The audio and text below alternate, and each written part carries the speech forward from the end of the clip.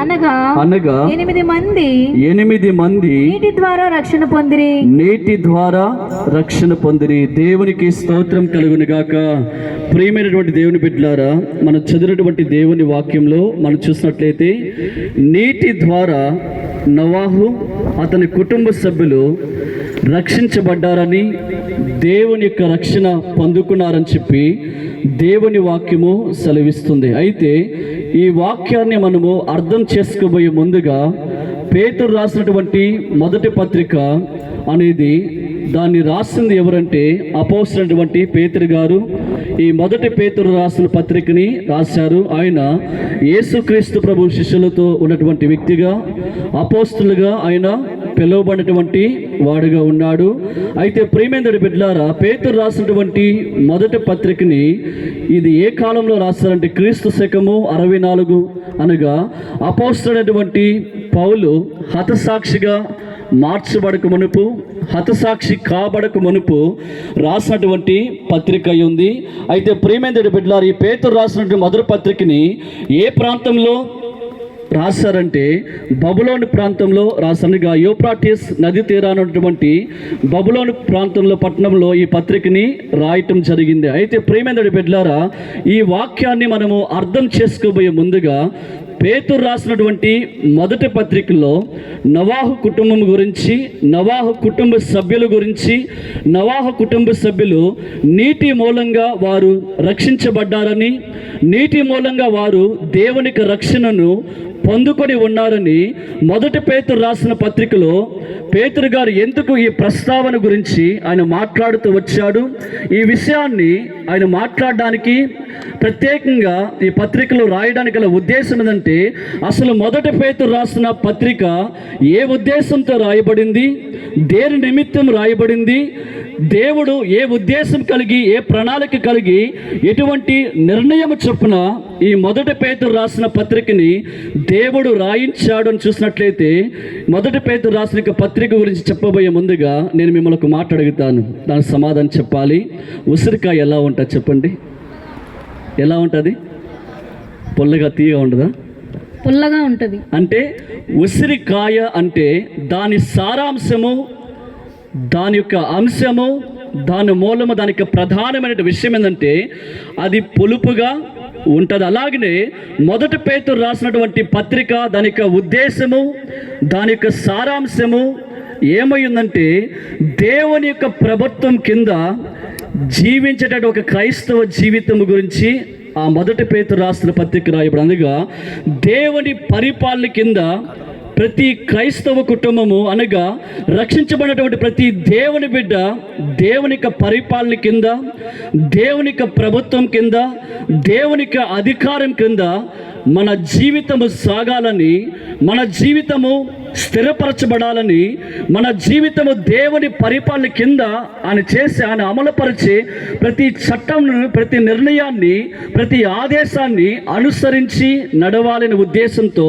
మొదటి పేతురు రాసినటువంటి ఈ పత్రికని అన్ని జనుల ప్రాంతంలో నివసించే యూదులైనటువంటి విశ్వాసులకి ఈ పత్రికని ఆయన రాయించడం జరిగింది. అయితే ప్రియమైన బిడ్డలారా, మరొకసారి ఆ వాక్యం చదువుదాం. చూడండి, మొదటి పేతురు రాసిన పత్రిక 3వ అధ్యాయము 19-20 వచనాల్లో, దేవుని దీర్ఘశాంతము ఇంకా కనిపెట్టుచున్నప్పుడు పూర్వము నోవాహు దినములలో ఓడ సిద్ధపరచబడుచుండగా అవిధేయులైన వారి యొద్దకు అనగా చెరలో ఉన్న ఆత్మల యొద్దకు ఆయన ఆత్మరూపిగానే వెళ్ళి వారికి ప్రకటించును. ఆ ఓడలో కొందరు అనగా 8 మంది నీటి ద్వారా రక్షణ పొందిరి. దేవునికి స్తోత్రం కలుగును గాక. ప్రియమైన దేవుడి బిడ్డలారా, మనం చూసినట్లయితే యోహాను సువార్త 3వ అధ్యాయము 16వ వచనంలో చూసినట్లయితే దేవుడు ఒక అద్భుతమైన విషయాన్ని తన మనసులో ఆయన ఏమి కలిగి ఉన్నాడో, తన ఆలోచనలో దేవుడు ఎలాంటి నిర్ణయాన్ని, ఎలాంటి ఉద్దేశాన్ని, ఎటువంటి మనస్తత్వాన్ని సకల జనుల పట్ల, సకల మానవ ప్రజల పట్ల దేవుడు ఎటువంటి ఉద్దేశం కలిగి ఉన్నాడు విషయాన్ని అక్కడ అర్థమవుతుంది. చూడండి ఒకసారి యోహాను సువార్త 3వ అధ్యాయము 16వ వచనంలో దేవుని వాక్యం చూద్దాం. దేవుడు లోకమును ఎంతో ప్రేమించెను కాగా ఆయన తన అద్వితీయ కుమారునిగా పుట్టిన వానియందు విశ్వాసముంచు ప్రతివాడు నశింపక నిత్య జీవము పొందినట్లు ఆయనను అనుగ్రహించిన దేవునికి స్తోత్రం కలుగును గాక. ఇదే మాట మనం చూసినట్లు మీరు చదవద్దు చెప్తాను. మొదటి తిమోతి రాసిన పత్రిక 2వ అధ్యాయము 4వ వచనంలో మనుషులందరూ రక్షించబడాలని, మనుషులందరూ సత్యము గురించి అనుభవ జ్ఞానం కలిగిన వారుగా ఉండాలని చెప్పి దేవుడు ఇచ్చేస్తున్నాడు. అనగా ప్రపంచంలో సకల మానవ జాతి లేకపోతే ప్రపంచంలో ప్రతి మానవుడు రక్షించబడాలి, భద్రపరచబడాలి, దేవుని రక్షణలోనికి రావాలి, దేవుని కాపుదల్లోకి రావాలి, దేవుని రాజ్య సభ్యుడిగా, దేవుని బిడ్డలుగా, దేవుని సంఘంలో, దేవుని రాజ్యంలో దేవుని యొక్క పరిపాలన కిందకి రావాలని, ఇంకా చెప్పాలంటే సకల ప్రజలు మొత్తము రక్షించబడాలనే ఉద్దేశంతో దేవుడు మాట్లాడుతూ వస్తున్నాడు. అయితే ప్రియమైన బిడ్డలారా, కనుకనే యేసుక్రీస్తు ప్రభు ఈ లోకానికి ఆయన శరీరధారిగా వచ్చి మన కోసము కలవరలో ప్రాణత్యాగం చేసి మరణించి పునరుద్ధానుడై తిరిగి లేచి మనందరికీ అట్టి సంపూర్ణమైన రక్షణని ఆయన కనుక తన రక్తం ద్వారా పాపానికి విమోచన కలిగించి పాపము శాపం నుంచి దేవుని ఉగ్రత నుంచి దేవుడు విడిపించి మనకి ప్రపంచానికి గొప్ప రక్షణ కార్యాన్ని దేవుడు కలగచేయడం జరిగింది. అయితే ఇక్కడ చదివినటువంటి వాక్యంలో నోవాహు కుటుంబము నీటి మూలంగా రక్షించబడ్డారంట. దేవునికి స్తోత్రం కలుగును గాక. వారు దేని మూలంగా రక్షించబడ్డారు? నీటి మూలంగా రక్షించబడ్డాడు. ప్రతి మానవుడు లేక కార్ తోలేటప్పుడు కావచ్చు సీట్ బెల్ట్ అవసరము, లేకపోతే బైక్లో వెళ్ళేటప్పుడు కావచ్చు హెల్మెట్. ఇలాగా ప్రతి మానవుడు భౌతిక సంబంధమైనటువంటి రక్షణనే చూస్తున్నాడు. కానీ ఆత్మ సంబంధమైన రక్షణ విషయంలో, అనగా మన ఆత్మ అనేది ప్రతి మానవుల్లో ఆత్మ అనేది ఒకటి ఉంది. కాబట్టి ఆత్మని దేవుడు అనుగ్రహించాడు. కాబట్టి ఈ ఆత్మ అనేది మనము చనిపోయిన తర్వాత లేకపోతే మనము పరలోకముకైనా లేకపోతే నరకముకైనా పోవాలి. కాబట్టి మన ఆత్మ నరకం అనే భయంకరమైన అగ్నిగుండంలో నశించిపోకూడదు, కాలిపోకూడదు, భయంకర చిత్రహింసకి గురి కాకూడదనే ఉద్దేశము ఏ మానవుడు కలిగి లేకుండా జీవిస్తే ఎప్పుడు చూసినా భౌతిక సంబంధమైనటువంటి రక్షణ చూస్తున్నాడు. సహజమైన కంటికి కనిపించే బాహ్య సంబంధమైనటువంటి రక్షణనే కోరుకున్నాడు. కానీ మన జీవితానికి విలువైన రక్షణ, మన జీవితానికి విలువైన భద్రత కేవలము ప్రభు అయినటువంటి యేసుక్రీస్తు ప్రభు మాత్రమే ఆయన కలగ చేశాడు. అయితే ప్రియమైన బిడ్డలారా, నోవాహు కుటుంబం దేని మూలంగా రక్షించబడ్డారంటే వాళ్ళు నీటి మూలంగా రక్షించబడ్డారని దేవుని వాక్యం సెలవిస్తుంది. అయితే ప్రియమైన బిడ్డలారా, ప్రపంచంలో నోవాహు కాలంలో ఆ జీవితము, ఆ తరము లేకపోతే నోవాహు కాల సమయంలో ఆ తరము లేక ఆ ప్రదేశం, ఆ ప్రాంతం అంతా, ఆ దేశ ప్రజలంతా ఎలా ఉండే విషయాన్ని ఒకసారి మనము ఆది కాండంలోకి వెళితే తెలుస్తుంది. వాక్య భాగం చూద్దామండి.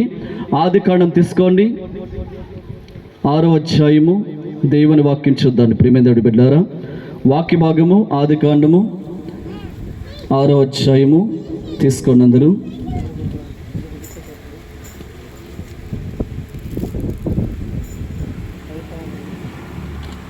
5వ వచనం నుంచి దేవుని వాక్యం చూద్దాం. నరుల చెడుతనము భూమి మీద గొప్పదనియు వారి హృదయము యొక్క తలంపులోని ఊహ అంతయు ఎల్లప్పుడూ కేవలము చెడ్డదనియు యెహోవా చూచి తాను భూమి మీద నరులను చేసినందుకు యెహోవా సంతాపము నొంది తన హృదయములో నొచ్చుకొనెను. అప్పుడు యెహోవా నేను సృజించిన నరులను నరులతో కూడా జంతువులను పురుగులను ఆకాశ పక్షులను భూమి మీద ఉండకుండా తుడిచివేయుదును. ఏలయనగా నేను వారిని సృజించినందుకు సంతాపము నొంది ఉన్నాను అనెను. అయితే నోవాహు యెహోవా దృష్టి యందు కృప పొందిన వాడాయను. నోవాహు వంశావళి ఇదే.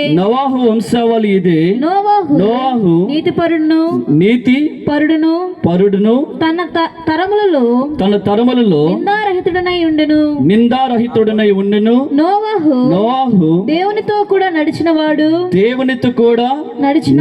వాడు. దేవునికి స్తోత్రం కలుగును గాక.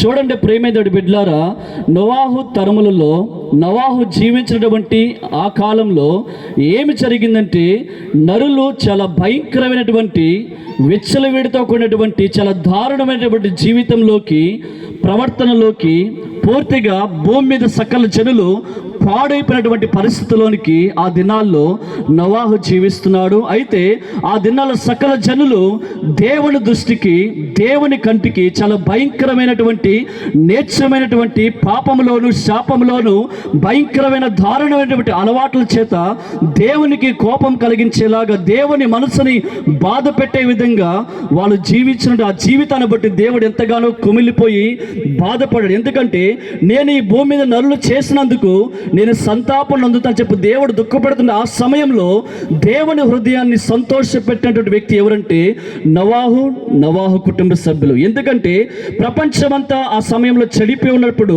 కేవలము నోవాహు కుటుంబం మాత్రమే, కేవలము నోవాహు మాత్రమే దేవుని దృష్టికి కృప పొందిన వాడుగా ఉన్నాడు. అలాగనే నోవాహు నీతిమంతుడిగా ఉన్నాడు. అదే రీతిగా నోవాహు తను జీవించినటువంటి ఆ తరములో నిందారహితుడై, ఎటువంటి లోపం లేని వాడుగా, ఎటువంటి పొరపాటు లేనటువంటి వ్యక్తిగా జీవిస్తూ ఉన్నాడు. అంత మాత్రమే కాదు, అతను దేవునితో నడిచే వ్యక్తిగా ఉన్నాడు. కాబట్టి దేవుడు ఏమని సెలవిస్తాడు చూడండి, 7వ అధ్యాయము 1వ వచనంలో దేవుని వాక్యం చూద్దామండి. యెహోవా ఈ తరము వారిలో నీవే నా ఎదుట నీతిమంతుడివై ఉండుట చూచితిని గనుక నీవును నీ ఇంటి వారును ఓడలో ప్రవేశించుడి. చూడండి, దేవుడని యెహోవా నోవాహుతో ఏమని చెప్తున్నాడంటే, ఈ తరము వారిలో నీవే నా ఎదుట నీతిమంతుడి ఉండట చూచితిని గనుక నీవును నీ ఇంటి వారును ఓడలోకి ప్రవేశించండి అని చెప్పి దేవుడు మాట్లాడుతూ వస్తున్నాడు. అయితే ప్రియమైన బిడ్డలారా, మనము నోవాహు గురించి అనేకమైన సందర్భాల్లో, లేక యూట్యూబ్లో కావచ్చు, లేక టీవీ వర్తమానాల్లో కావచ్చు, ఇలా బహిరంగమైన సభల్లో కావచ్చు, మనము అనేక పర్యాయములు, అనేకమైనటువంటి సందర్భంలో వింటూ వస్తూ ఉంటాము. అయితే మనము గమనించినట్లయితే నోవాహు వేట నుంచి రక్షించబడ్డాడు. నోవాహు ఎలాంటి పరిస్థితుల నుంచి రక్షించబడ్డాడు? అసలు దేవుడు నోవాహుని ఆ తరములో మొత్తం అందరూ పాడైపోయి సర్వనాశనమైనటువంటి జీవితాన్ని జీవిస్తున్నప్పుడు, అయితే దేవుడు నోవాహు కుటుంబానికి గొప్ప విలువైన రక్షణ, కాపుదల, భద్రత ఇచ్చి శ్రేష్టమైన, సురక్షితమైన గొప్ప జీవితాన్ని ఆ కుటుంబానికి దేవుడు కలుగచేశాడు. అయితే దేవుడు నోవాహు కుటుంబ సభ్యుల్ని దేని నుంచి రక్షించాడు అని చూసిన దాకా మనం ఏం చదువుకున్నాము? నీటి మూలంగా వాళ్ళు ఏం చేయబడ్డారంట? రక్షించబడ్డారు. అయితే నీటి మూలంగా రక్షించబడ్డారు. అయితే నోవాహు కుటుంబము 2 విషయాల్లో వాళ్ళు రక్షించబడ్డారు. ఎన్ని విషయాలు చెప్పండి? 2 విషయాలు. ఒకటి, దేవుని తీర్పు నుంచి రక్షించబడ్డారు. దేని చెప్పండి? దేవుని తీర్పు నుంచి. ఎందుకనగా పాపం వల్ల వచ్చే జీతం ఏమిటి? మరణము. కాబట్టి పాపము దేవునికి కోపము కలిగించే విషయం కనుక, కాబట్టి మరణానికి సిద్ధముగా ఉన్నటువంటి ఆ మానవుడు దేవుని తీర్పుకి గురవుతాడు, దేవుని ఉగ్రతకి గురవుతాడు. అయితే అలాంటి పరిస్థితుల్లో దేవుడు నోవాహు కుటుంబాన్ని దేని నుంచి రక్షించాడంటే దేవుని తీర్పు నుంచి.